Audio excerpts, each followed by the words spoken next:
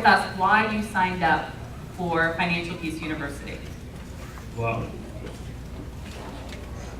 hello. Yeah. Actually, I didn't sign up. I came kicking and screaming. It was my wife who signed us up. And I think the last conversation I remember about Financial Peace University before we came was, well, I'm going to go whether you go or not. So, of course, I came.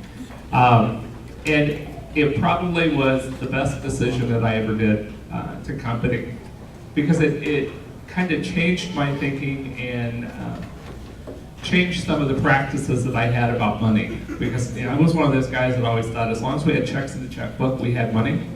And as long as I had that little plastic card, I had money, because I didn't really even need to know how much was on there. I just use it.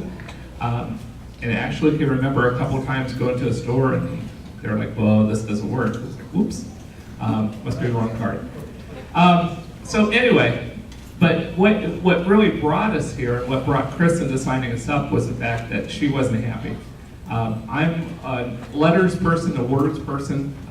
Those of you that know me know that I can talk, and I'll be finished here by about 12:30, so we'll be able to go on. But Chris is a numbers person, and our worlds would collide all the time over money, and it usually went like her not saying anything and it being mad, and then when she did say something, I would just turn and go do something else, and we never had a conversation. So that's what brought us here.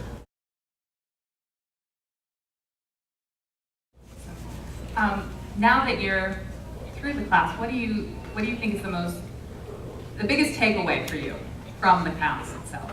We have not fought about money since the class. We really have not. Of course, our kids say we fight all the time. I was like, well, no, disagreeing is not fighting. You can have a disagreement, we're not fighting.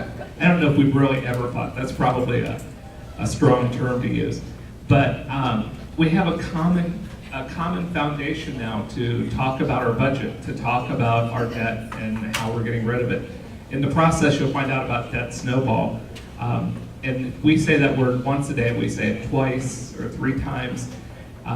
We just had a conversation the other day about how, and what debt snowball does is it really allows you to put your debts in order and start paying them off. So we were talking about, well, where are we on our list? And our list is getting smaller, so we're thrilled with that.